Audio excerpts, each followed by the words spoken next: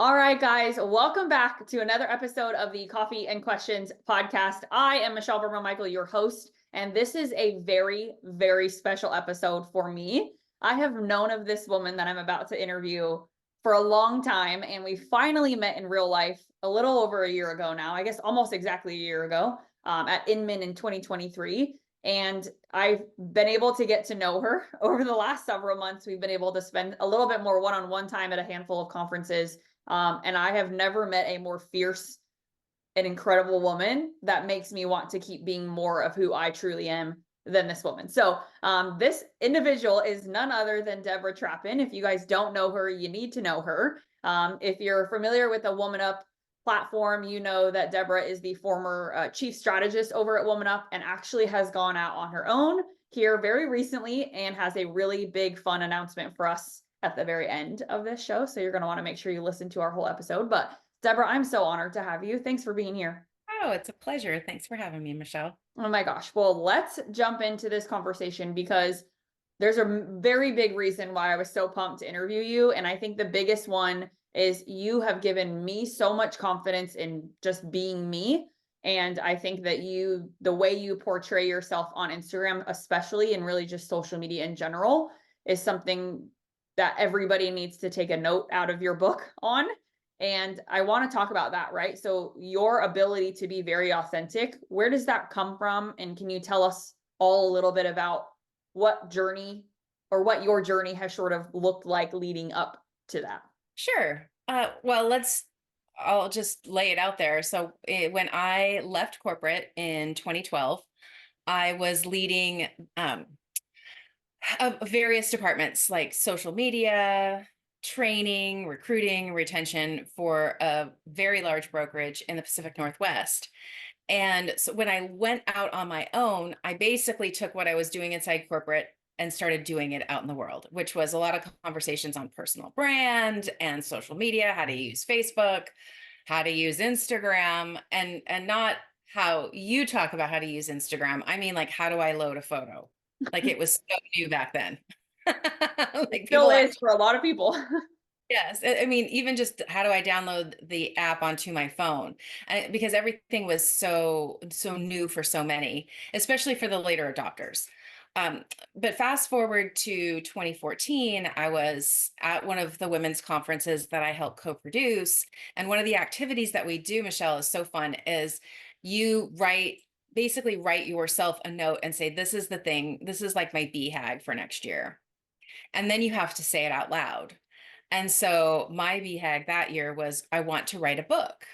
And so, like, I remember just seeing the words float out of my mouth and, like, oh my God, I just said that. And now I have to do it.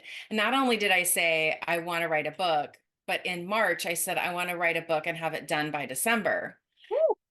And I'm very proud to say that I did. And the reason I'm weaving that in is because the book is actually how and why you see what you see on social media is what you get with me. And that's, I know who I am. And I always say, like, my fire up content, from the fire up taking your life and business to 11 book, all the way to all the workshops I traveled for, a decade teaching, it's all about knowing yourself first. Like, before you post anything on social media, understanding your core values, understanding what fuels your soul. Like, what do you feel more excited about after you've done it than you did when you walked in the door? Like, knowing those things about yourself, also knowing what your purpose is here. What are you here on this planet to do, and how does it weave into your business? And so knowing those three things allows you to then create your mission statements, whether it's a niche statement inside real estate, which is a big piece of content that I teach agents, like how to use who you are to attract people, right? I do that for myself. I know who I am, and I also know that who I am over the last decade has changed. And so my social media has changed. My feed has changed right along with me. Everything from the filters I used in 2009 are not the same filters I use today. Oh my gosh. Uh, the colors, the vibes, the clothes, the words. And I think that's what makes social media so fun, is that it's like a live journal and captured online. And I can scroll back and look at like my first few posts and think, wow, I mean, those Instagram filters were wicked back then. Oh my gosh. Because they I aren't the colors they have today, right? It just kind of changed the color a little bit or made it look like old timey. But there was nothing like touch up your face or, add sparkles or explosions. Like all of that's so exciting and new. Yeah, well, no, so this is I have a big question I want to get to, but before I do, what I think is really a big question that my audience has often, very often, is, well, should I go back and delete stuff when I am changing organizations, or if I change my role, or if just something in my career is changing, or for example, if they're going from all I've been doing is posting personal content and now I'm, actually starting to do this correctly, I should go back and just delete all that, right? And Nope. that becomes a question, I answer, but what would your answer be to that person and why? That's a holy hell no. That's who you are. And I think that part of our journey here is growing and changing and shifting. And it's a beautiful story that you've told. So why change it? Now, I have seen clients and friends where, they might delete a certain partner they had for a little while that their relationship split and it didn't split well, like they might go tidy things up like that Hmm. they just want to be reminded of. But if you're talking about the stories you've told about who you are and the things that you're proud of, leave it. Let me get to know you 10 years ago. Like, let me get to understand who that person was. I think Yeah, it's I think it's so fun. And even me, like I've been doing this now for almost 10 years. In November officially will be 10. So my like congratulations. not your golden birthday, but it's like a big milestone, right? 10 years is a big deal. And I have done this recently, what you just described, where I've scrolled back and I'm like, oh my gosh, if Michelle today, or if Michelle back then knew what Michelle did today, I would never have posted a template like that or have ever done some of those things. But like, and I'll even scroll back to like my very first brand photo shoot of when I got my very first branding photos done, and my dog Spartacus was literally small enough to be in my hand, and he was in my branding photo shoot, and I'm like, that is so special because not only did I just sign my paperwork to become an S corp, but I also just got, my first dog, and like how fun to go back and think about that, right? But more importantly, I want someone to scroll that far back on me, right? And I want them to see the evolution of who was I at that point versus who I am today, because there is so much growth and so much to be proud of. And you use the word journaling, like live journaling, and I want to touch on this because for me, some of Instagram, in this case, when we're sharing that type of content of, milestones in our career or milestones in our family or milestones in whatever, right? It's sometimes hard when you're having a bad day to be reminded of the good. And I think that those types of things, when we share them and when we live journal that way, we can really go back. And I use the word brag book sometimes because that's what my coach calls it. But he tells me, like, if I ever do something good, write it down. And then if you're having a bad day, you go open it and you read all the things that you've done that are good. And I feel Yeah. like that's what Instagram is. I absolutely. I mean, I have a folder on my computer and I have a physical box in my studio that it's like the praise reports, the love notes, you changed my life by XYZ. That's all very, very important.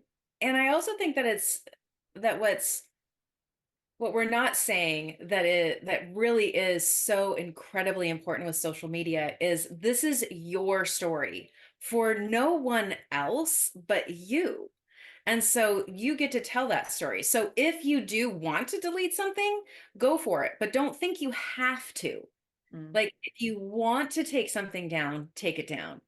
But you actually are allowing for even more opportunities for connection and engagement, because if you used to have a horse but now you don't, but you miss having a horse, but you had a post about a horse, people who love horses are going to feel a connection to you. If you're a mom, share about being a mom. If you're an entrepreneur, share about those things, because those are the threads that connect us. Mm. And that's where social media has given us such a gift, right? There's all sorts of people who can give all sorts of reasons of why social media is the death of society and communication and connection, blah, blah, blah.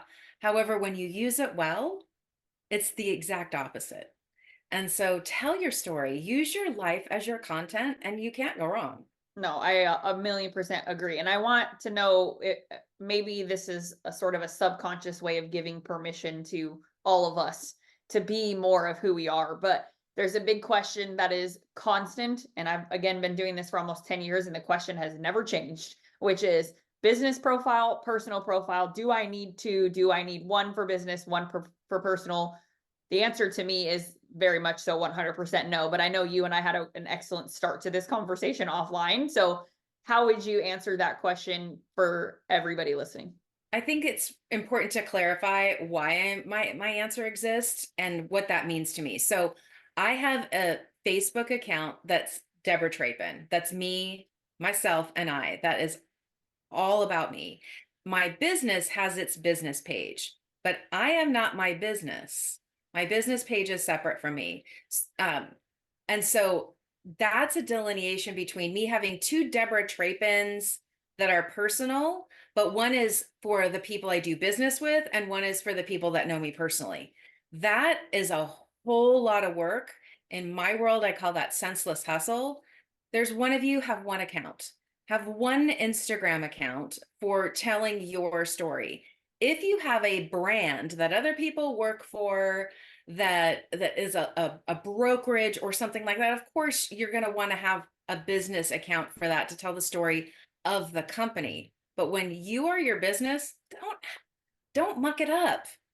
Be you, tell all of your stories, share all of your hats, because again, when people understand you, when people can scroll through your feed and see your core values lived out loud, if they can see the things that you're passionate about, whether that's wine tasting or making beer or sipping whiskey or vacationing in an RV or flying first class, those are all ways people are going to get connected to you.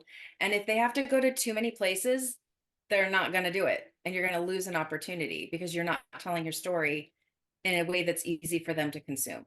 Well, and I think what real estate agent, maybe you're solo producing, or maybe you're on a team, or both for that matter, right? Maybe you have been both in your career. I really don't see why that solo agent needs a business account where they're share on, and we're talking Instagram specific, right? Because I do think Facebook is definitely different than the Instagram platform for sure when it comes to this question. But why does that agent need a business Instagram talking about nothing but real estate, right? Listing, or open house, or here's how many closings I did this month, or I'm number one or top 1% in my brokerage for the year, right? All of that Yeah. versus a totally separate account for I am a mom, I love cooking, and I love, hole in the wall coffee shops. Why is that separate? It doesn't need to be. I know that, I've been in the social media game for many years now, and so sometimes you just get a coach in your life that leads you down the wrong path and unintentionally creates double the work. In my opinion, and how I used to teach it when I worked at brokerage, was the brokerage has its own brand account, and the brokerage's brand account is to communicate with the community and to support the individual agents' pages, not the other way around. And so I know that for a long time, agents were told to have a business account so that they could just post about their business all the time. And I would always say, well, if the people who know, like, and trust you already are going to get bored with that, why would you have an account that no one's going to want to see or listen to? Like, it doesn't make any sense.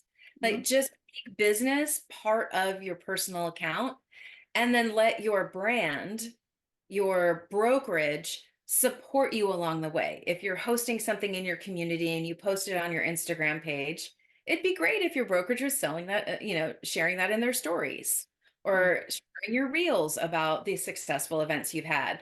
Like, it should be a support for the individual. The individual should not need to have their own. I agree with that.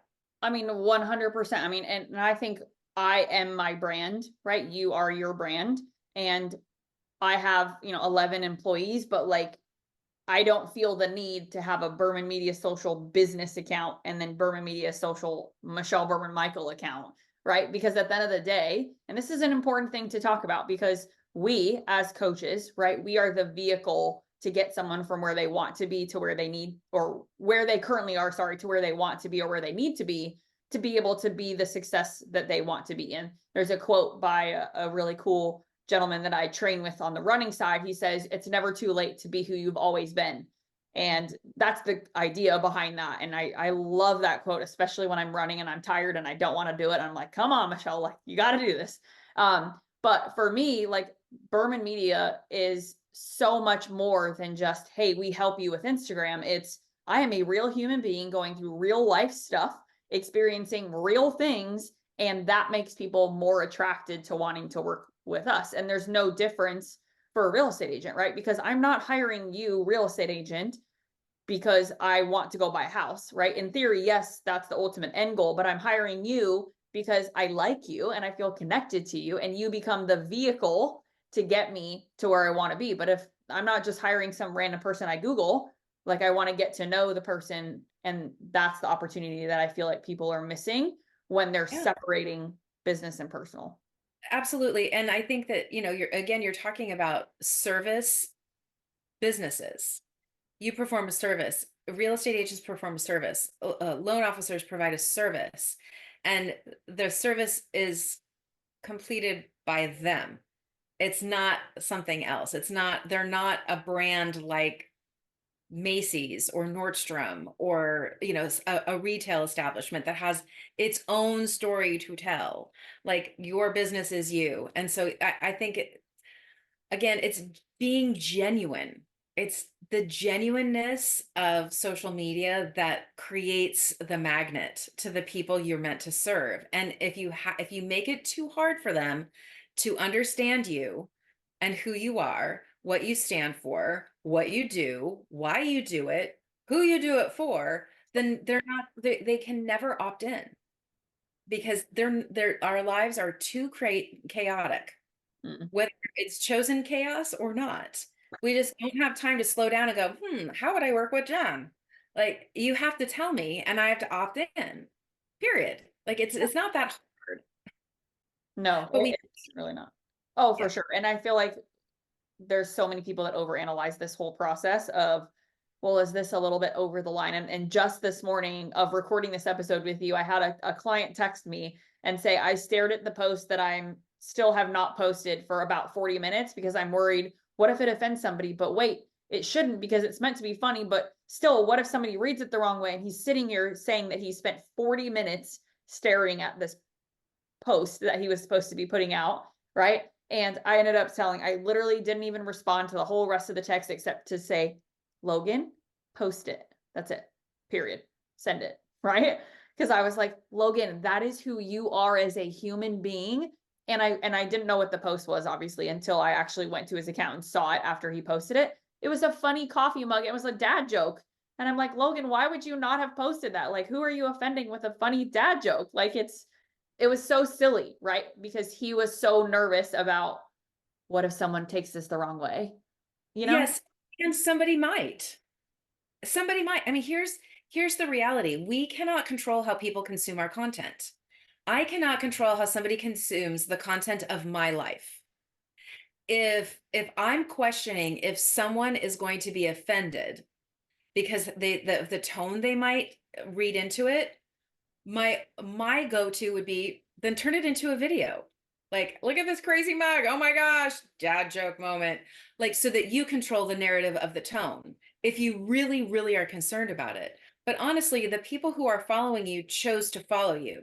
Mm. So again, that's why being your truest version of yourself, sharing the essence of who you are, is important, so that you're not collecting followers, you're connecting to potential con- uh, clients, friends, besties, other people going through the same things that you're going through, like actual connections. But our world has been so obsessed with collecting these large numbers of followers that I think that's a big piece of why people get caught up in the fear of what and whom it might be offended by it. It's like, really, who cares?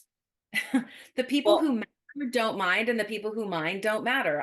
That's Dr. Seussism, and who else knows, along the way has said something like that. Like it truly is like that. And my heart goes out to people who have sense to slow down and say, what is the impact of this post? Like there is beauty in that. There is beauty in thinking about how your content is going to be consumed. But there's also a colossal waste of time inside that as well, that I would love to encourage you just to move a little faster each time that comes through. Like just move a little faster. It's okay to feel that way, and just don't stay there. Like hit post. And if it totally flops, well, guess what? There's a lesson. fail That's forward, fail forward, as we say. yes. But the other thing too, and I may have even said this to you, like on in happenstance in real life together, but I say this a lot because I am a very big personality. I know that, and I've been reminded of that by lots of people. But the reality is, I am not for everyone, and that is 100% okay. And I think at almost 34 years old, I'm really confident in the fact that that's a good thing and not a bad thing.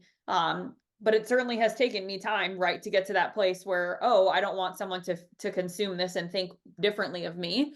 But at the same time, I also know where my line is of like, where am I comfortable sharing and what am I not comfortable, exploring as far as a piece of content.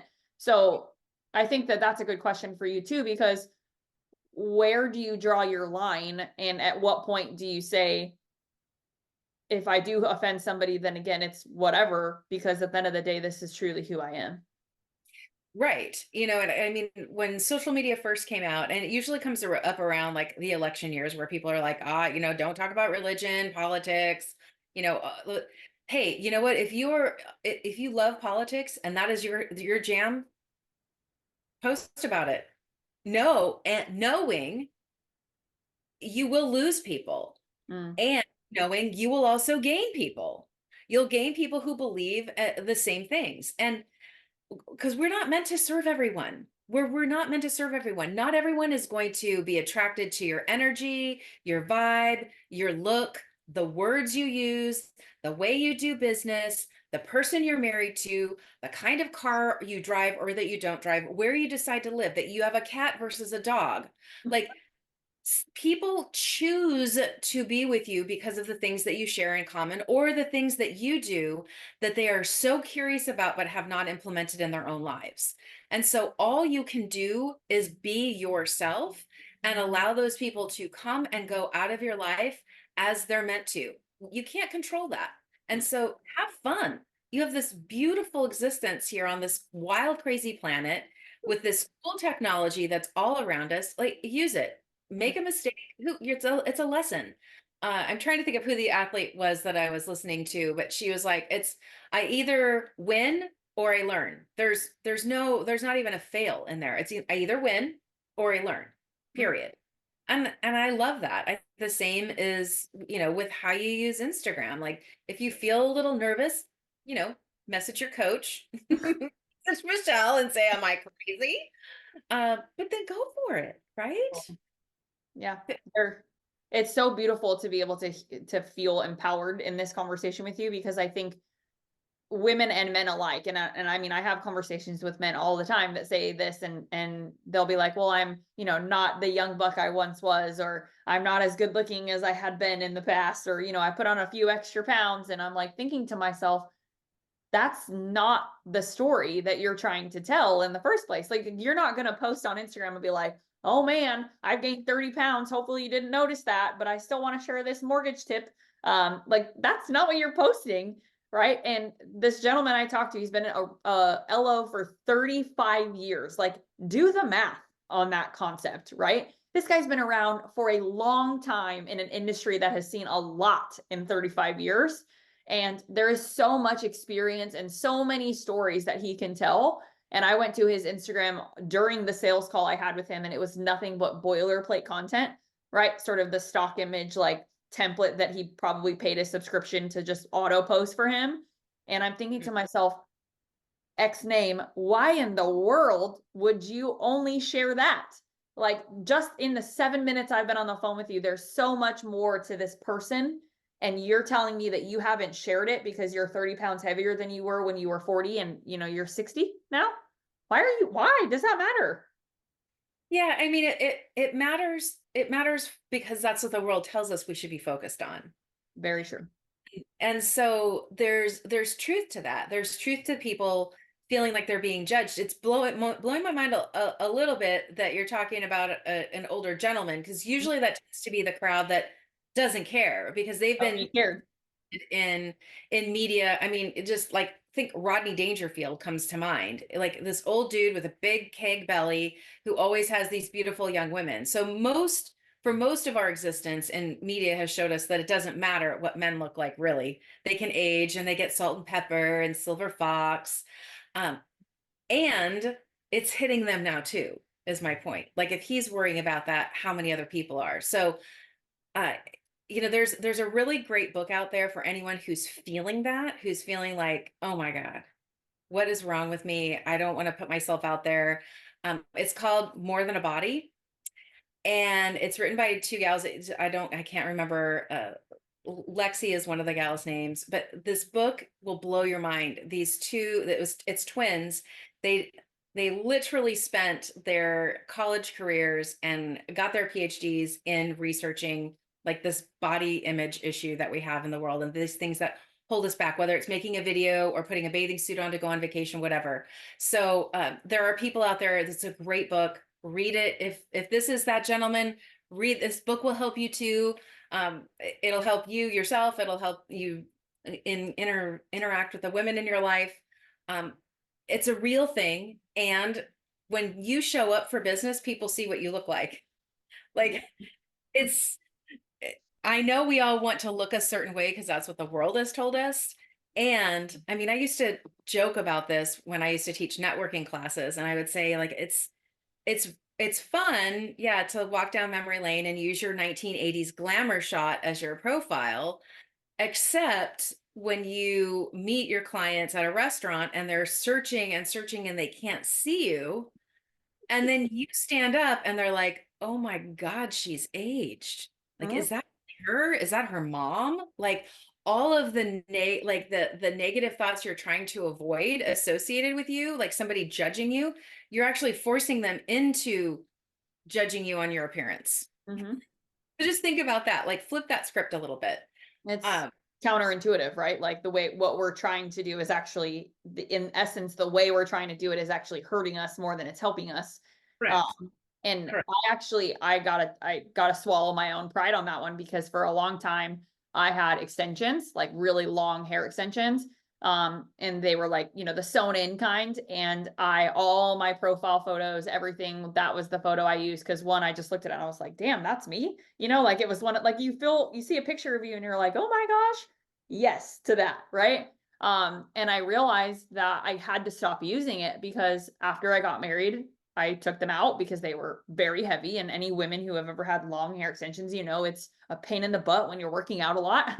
So I took them out and I realized it took me like about 6 months to be like, man, I really need to change that profile photo because I'm showing up on Zoom all the time. I'm on FaceTime all the time, or I'm speaking at these events in real life. And that's not who I am anymore. Like, that's not what I look like. And Yeah. that sounds silly or sort of like, marginal in the overall scheme of things, but it actually made a difference for the confidence that I had showing up because the picture that they had on the screen was not the me that was walking out. And it makes a difference, I feel like, You well, know, minor as it might sound. showing who you are promotes inclusivity, right? Like bucking the system and saying we don't all need to look a certain way is is partly our responsibility. It's not the media's job, it's actually our job. And that's one of the most wonderful things in my opinion about social media is there isn't somebody sitting at the top of a building in a corner office that's determining what I can share and what I can't. Now I can hear you already going, but what about when, my account's shut down or what? I'm not talking about that. I'm talking about when you want to share about you and your dog, when you want to take me to your hair diva for the day, and like whatever you want to share with me, I have access to now. And so I think recognizing like the story of, yeah, I had these in and I loved this photo. And then I took them out and I realized, man, it actually hurt a little to take that picture down because I really loved what I looked like in that. And then I realized, but that's not who I am today. Mhm. Like that story that you shared right there is so powerful because someone who's listening to this, whether they're watching a replay or listening to it on the podcast, is feeling the same way. They're feeling a little uncomfortable, a little shameful, a little insecure about changing their photo because, oh God, now they have a double chin, or, their hair is short and it used to be long, whatever it might be. But it's okay because change is good and change creates opportunity for connection and conversation. So you actually are allowing people in. It is vulnerable to share that story. It's vulnerable to share that. And it creates a connection between us because I feel like, okay, great. Like you feel like that. So it's okay for me to feel like that. And that's the beauty of telling your truest essence in your story online. Yeah, I agree. And I have a final question for you before we close out because I'm curious what your three words are. But I have done some soul searching over the last few years, and I'm a big fan of Brennan Burchard and the six high performance habits of an individual. And one of the thing, or that makes somebody a high performer, right? The six true habits of that. But in the book, he asks you, and I've listened to this book on Audible, I don't even know, 5 times. I've read it in like book form multiple times. Like it's one of those books I always go back to Yeah. remind myself that I'm doing what I need to be doing in my life. And he asked a question that actually hit me really, really hard postpartum, because being a new mom and trying to run a really successful organization was a balancing act, to say the least. But he said, what are the three words that you want to be remembered by when you die? And I hadn't ever asked myself that question, meaning like if I'm not here and somebody is at my funeral and they say, here are the three words that I can think of when I think of Michelle, what are those three words? Because if you can remind yourself of what those three are, you'll remember to show up that way every single day in your life, and you won't be worried or nervous or scared to share anything. And it was interesting the way he put it, but for me, it was passionate, present, and adventurous, right? And present was a big one as a new mom, right? Because you're struggling with like, I want to be here with my kid, but at the same time, I have to work and I have to get on the Zoom and I have to do this. And I can't tell you how many times I've been on Zoom and I can hear my kid crying in his crib, but I'm like, I can't do anything about it, right? Because I'm in the middle of doing what I have to do as a career person. So, what are your three words, Deborah? And I'm hoping one of them is what I think it is, but what would your three words be? And what would you tell someone based off those three words as far as taking that into social media with them? Yeah, that's a pretty big question to ask on the fly. I know. And so I would say, it's feelings that I want people to feel, right? Like she always made me feel like I was the only person in the room. I knew that I could trust her with my deepest, darkest secrets. And she was always up for an adventure.